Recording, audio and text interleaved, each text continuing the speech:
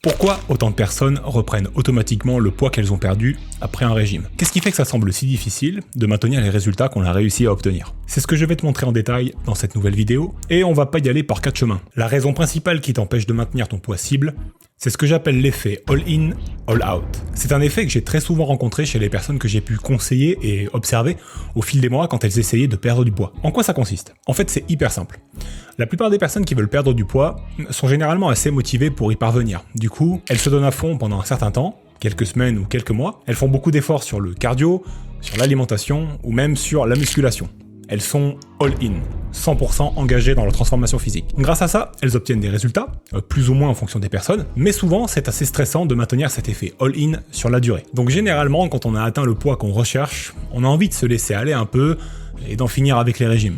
Et là, qu'est-ce qui se passe? Eh bien, on retourne dans les mauvaises habitudes. De moins en moins de sport, de plus en plus de tolérance vis-à-vis des quantités dans les aliments, plus d'écart, etc., etc. Sans forcément s'en rendre compte consciemment en plus. Et jusqu'à peut-être tomber dans le all-out, c'est-à-dire un état où on ne fait plus vraiment d'efforts pour maintenir sa condition physique, et dans lequel le poids revient rapidement en fait. Ensuite, tu recommences un régime et le schéma se répète, et là on tombe en plein dans l'effet yo-yo, tu vois. Et pour éviter cet effet yo-yo, tu dois d'abord éviter l'effet all-in, all-out. Et il existe une solution efficace pour ça.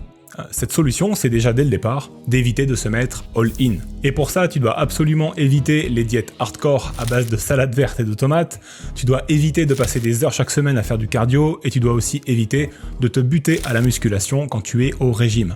Parce que toutes ces activités sont stressantes pour l'organisme et pour le système nerveux, et le phénomène est amplifié par le fait que tu manges moins de calories sur une période plus ou moins longue. Alors à terme, c'est inévitable, tu vas en avoir ras-le-bol et avoir envie d'en finir avec le régime pour retourner dans un certain confort.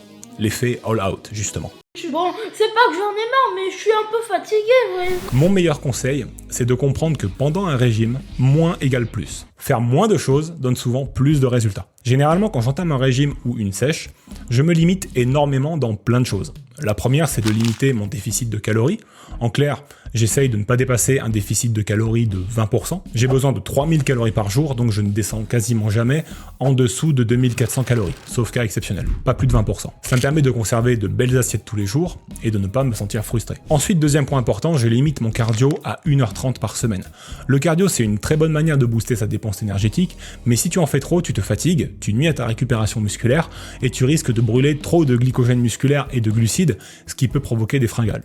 Donc 1h30 par semaine, c'est 3 séances de 30 minutes ou 6 petites séances de 15 minutes. C'est parfaitement réalisable si tu fais de la musculation, d'ajouter par exemple 15 minutes de cardio à la fin de tes séances. Et puisqu'on parle de musculation, je limite aussi la longueur de mes séances de muscu. Je fais des séances plus courtes, d'environ 30 minutes, dans lesquelles je vais me concentrer sur les mouvements de base, puis faire mon petit quart d'heure de cardio tranquillement. Et ça permet de conserver sa masse musculaire sans trop se fatiguer et d'être capable de bien récupérer par la suite. Là où je veux en venir avec ces exemples, c'est qu'ils me permettent de ne jamais être à 100% de mes capacités quand je fais un régime, mais plutôt à 70 ou 80%. Ça me laisse de la marge, je ne me sens pas frustré, et quand j'arrête mon régime, lorsque j'ai atteint mon objectif, je ne ressens pas le besoin de tout abandonner pour tomber dans le all-out. Donc c'est hyper important de comprendre ça pour éviter de reprendre du poids très vite. Et à ce propos, c'est l'occasion pour moi de te parler du sponsor de cette vidéo, mon nouveau programme de jeûne intermittent Fasting 3.0. C'est un programme dans lequel je te montre comment utiliser 2 techniques de jeûne pour perdre du ventre sans compter les calories et retrouver le contrôle total sur ton alimentation. C'est un programme étape par étape dans lequel je t'explique toute la méthode en vidéo en partant des bases théoriques pour glisser petit à petit vers la pratique et les résultats. Je t'y donne également un planning hebdomadaire complet avec des cases à cocher pour être sûr d'aller dans la bonne direction, ainsi que mes meilleurs conseils pour maintenir la meilleure forme de ta vie une fois que tu l'auras atteinte. Il te suffit de cliquer sur la fiche en haut à droite de l'écran pour découvrir Fasting 3.0 ou de cliquer sur le premier lien que tu trouveras dans la description de cette vidéo. On continue.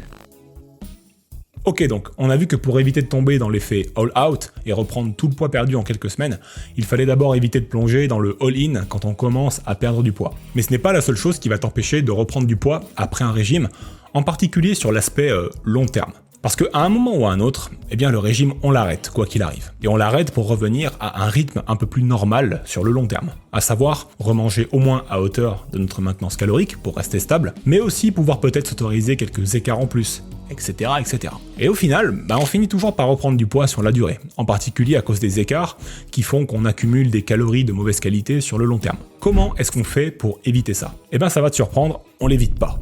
Parce que c'est quasiment impossible à moins d'être hyper rigoureux sur son alimentation ad vitam aeternam, ce qui est irréaliste. En fait, la meilleure solution, c'est déjà de comprendre que ton poids ne sera jamais à une valeur fixe tout le temps. Il va toujours fluctuer en fonction de plein de facteurs, comme par exemple l'accumulation ou la perte d'eau, qui peut représenter plusieurs kilos d'une semaine à l'autre. Il y a aussi l'accumulation ou la perte de graisse, qui peut représenter quelques centaines de grammes d'une semaine à l'autre. Et il y a aussi le gain ou la perte de muscles, qui peuvent représenter quelques dizaines de grammes d'une semaine à l'autre. L'essentiel n'est donc pas de chercher à maintenir un poids fixe tout le temps, mais plutôt d'essayer de rester dans une fourchette de poids qui te semble acceptable. Je vais te donner un exemple. À ma dernière sèche en 2021, si je dis pas de bêtises, j'étais à 78,5 kg. Aujourd'hui, je suis à 85 et des brouettes. Alors je sors d'une bonne année de musculation intensive, on va dire, où j'ai mangé pas mal de calories et pris 3 bons kilos de muscles, mais j'ai quand même pris un peu de gras et de la flotte, on va pas se mentir. Donc on va dire que je commence à sortir un petit peu de ma fourchette idéale, et c'est la raison pour laquelle je vais faire une petite période de régime courant septembre, que tu pourras suivre sur YouTube évidemment. Là où je veux en venir, c'est que beaucoup de personnes pensent que pour atteindre une forme athlétique, il faut souffrir à fond pendant quelques mois, et qu'après, on ne fait plus jamais un seul régime de toute sa vie. C'est juste faux. La solution la plus réaliste pour se maintenir dans une bonne fourchette, une fois qu'on a atteint son poids cible, c'est de se prendre du temps chaque année ou tous les 2 ans pour perdre les quelques kilos qu'on a accumulés. Moi je le fais généralement sur 2 mois tous les 2 ans, et quelque part c'est le prix à payer pour garder une bonne condition finalement, et rester dans une fourchette qui te plaît. Alors pour sommariser un petit peu cette vidéo, pourquoi est-ce qu'on reprend du poids après un régime ? Eh bien parce que c'est normal. Pourquoi est-ce que certaines personnes reprennent tout le poids qu'elles ont perdu et reviennent à la case départ ? Tout simplement parce qu'elles ont probablement tout arrêté, à savoir le suivi d'une bonne alimentation, le sport, etc. et sont revenues dans leurs habitudes d'avant, celles qui les avaient conduits à prendre de la masse graisseuse justement, souvent à cause de l'effet all-in, all-out qu'on a vu au début de cette vidéo. Comment fait-on pour rester dans une bonne condition physique une fois qu'on a atteint son poids cible ? Eh bien on fait des petits régimes tranquilles de temps en temps qui nous permettront de rester dans une fourchette de poids qui nous convient, et nous permettront aussi plus de flexibilité alimentaire sur le reste de l'année. Et ça, c'est à l'appréciation de chacun. Découvre mon programme Fasting 3.0 juste ici pour aller plus loin. Le traditionnel pouce bleu, abonne-toi si le cœur t'en dit. C'était Romain. Ciao.